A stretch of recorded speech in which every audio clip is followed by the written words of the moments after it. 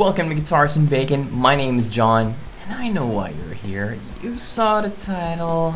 I know you're looking for an excuse to buy new gear, aren't you? Well, I've got the excuse for you, and all you gotta do is say, I'm buying budget gear. Don't worry, we're gonna be looking at some good stuff I would have loved to have started out with. Welcome to the Cheap Bastard Series, Episode 1. Guitars and Bacon. Keep in mind that the rig we're going to be looking at will not include your PC. If you've got a dual-core PC with at least 4 gigs of RAM, then you're probably fine. I started off with a Core i3-2600 and just 4 gigs of RAM, and it was enough for a young guitar player starting out. If you could, however, up your RAM to 8 gig, then you'd be at a better spot. We're also going to be on the assumption that you already have your guitar purchased at this point. Now, what we're going to be checking out are gear that would be both cheap and would be something that could last you a long time and not be obsolete as you start to experiment. Again, this is geared for a guitar playing songwriter. My name is Guitars and Bacon after all. We're going to be using the thomanmusic.com website as a shopping website, as they do ship globally, and you'd be able to buy stuff there. Now, some of your friends might actually recommend going with this Focusrite Solo Studio 3rd Gen bundle, which is around $189.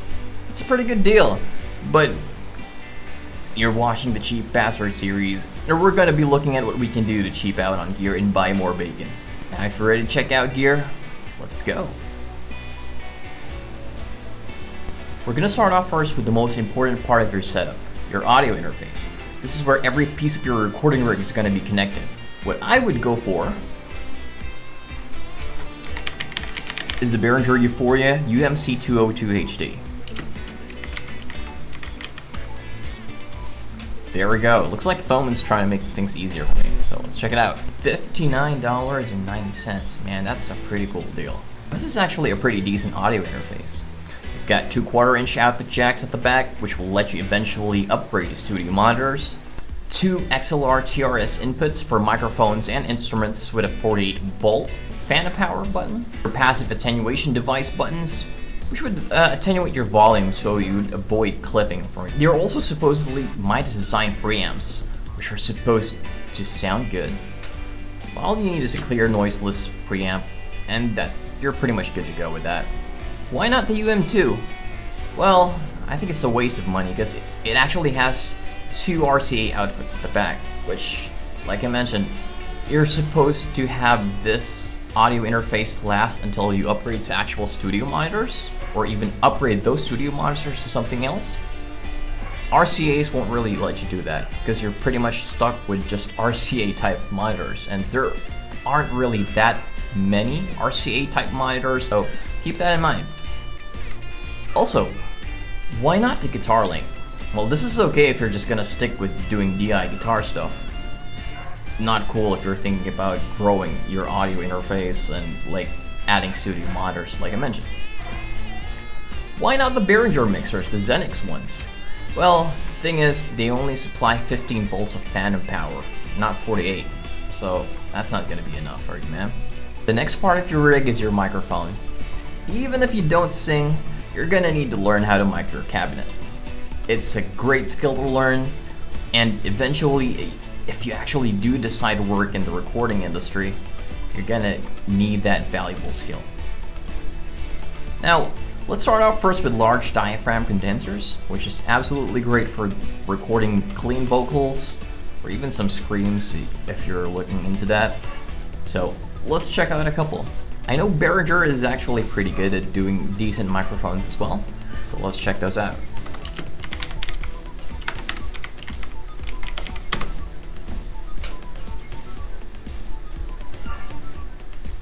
Now, since we're cheap, we're gonna make sure that we're switching this from low to high, because you know what we're here for, dudes. So we've got a bunch of microphones here, but some of them are actually dynamic mics. We're gonna need a large diaphragm microphone, which is just here. So let's filter them out and check out the results. There we go. Awesome. Now, dudes, what I would recommend is actually the Behringer C3 for a couple of reasons. The Behringer C1 is actually not a bad mic at all. It's a pretty good large diaphragm condenser mic. It's gonna get your vocals into your audio interface and make you sound good. Why would I pick the C3 then? Thing is, with the Behringer C3, you actually have a couple of polar patterns that you can switch off, and it's gonna let you do a lot more types of recording when it comes to vocals. For one, there's actually a high pass filter built into the microphone itself. There's a 10 dB pad, which is also part of your audio interface anyway, so that's pretty moot. But at the back, there's actually a 3-mode pattern for your microphone. So you got your figure 8, which means you can actually record the front face of your microphone as well as the back. And there's also the omnidirectional option, which means you can actually record what's happening around in a circle with your microphone in the middle. So that's a pretty cool thing to have when you're looking to record a chorus or like gang vocals. Keep that in mind. And going back to the C1, you can see there's just like a $9 difference. That $9 is actually gonna take you a lot more moving forward with that microphone. So don't cheap out on that part. Next is your dynamic microphone. Probably have a karaoke mic lying around somewhere. Use that for starters. If you're ready to upgrade, then go get a Shure SM57. It's one of the cheapest Shure microphones, and it's actually an industry standard, so that's a pretty good place to start with, and you're not gonna need to throw it out once you upgrade. It's a pretty good microphone for picking up guitar tones, as well as vocals too. And it's also used a lot in the drums too. Now, I know you're not a drummer, or you could be, but if you do decide to venture out, or if you're going to be looking at recording someone else's drums, Shure SM57 is a pretty good microphone to use on that. Bear in mind if you're going to be looking at buying a second-hand microphone, especially with the Shure SM57 and 58s, there's a lot of counterfeits. Be mindful of those and check out lots of reviews before making your purchase, and if you can, purchase at authorized dealers only. Now the next part is a bit controversial, because a lot of people will say that you should not mix on headphones. I, however, am a bit more flexible around that space. So I would recommend you starting off with this pair of studio headphones. You just need a pair of cans to record silently with and be able to monitor your sound with. You're gonna eventually learn how to mix on those headphones once you get used to them. You need to listen to those headphones repeatedly with the songs that you're very much familiar with.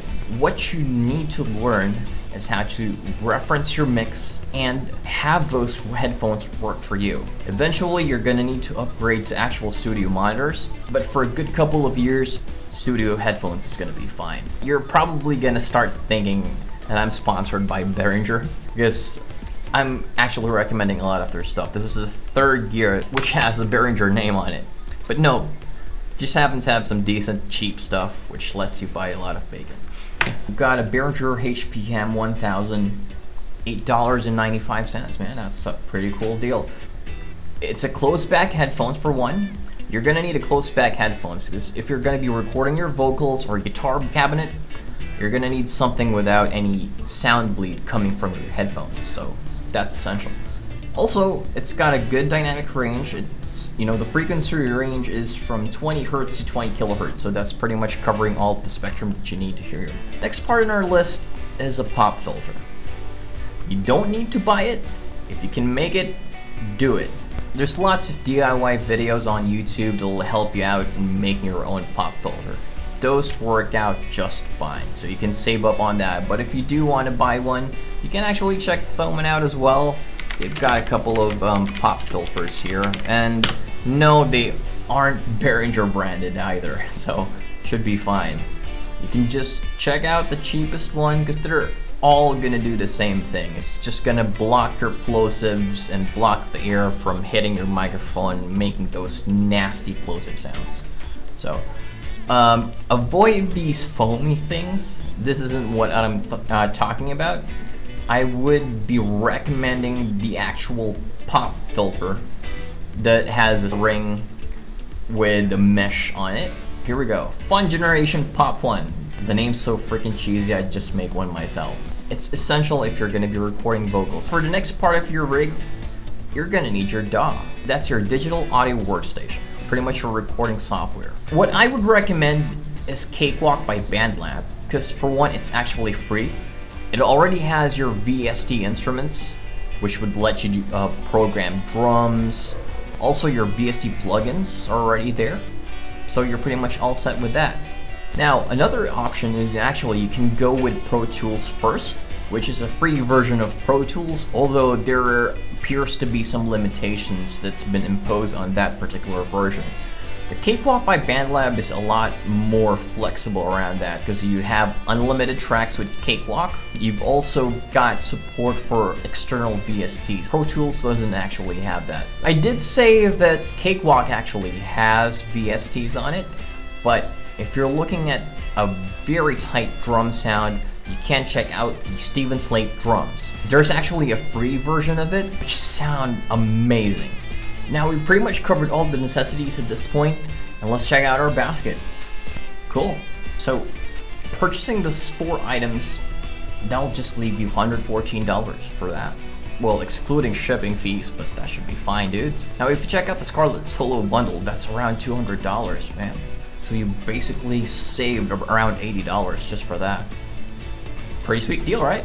Now keep in mind, you don't have to use Thomann Music to buy these products. You can actually check out your local music store or even Amazon. Now that we have all of the gear and your software listed down for you, go get them and start recording. And if you like my content, click like, hit that subscribe button, follow me on Twitch. I stream every Mondays, Wednesdays, and Fridays, 5 a.m. EST, which is also 5 p.m. Philippine time. Hope you guys enjoy it. Happy streaming. Cheers, man.